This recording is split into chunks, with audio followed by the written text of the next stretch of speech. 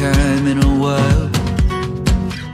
It feels like a new dawn is breaking and I'm free. Saya yakin dan percaya kalau dulu pasar ini hanya 2 hari, ada 3 hari, hari-hari tertentu hari pasarnya, ya saya kira mungkin sudah bisa siap malam, setiap hari bisa aktivitas ekonomi masyarakat kita ini bisa betul-betul dinikmati oleh masyarakat kita. Jadi olehnya itu saya sangat berharap dan tentunya saya sangat terima kasih kepada Kementerian PUPR yang telah memberikan bantuan ini, dan apa yang menjadi usulan kami jauh lebih besar dari usulan kami.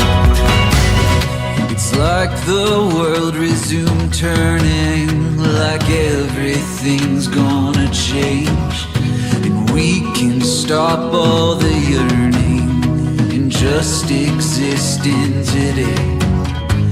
Is this what it feels like to be right on time? It's a new beginning.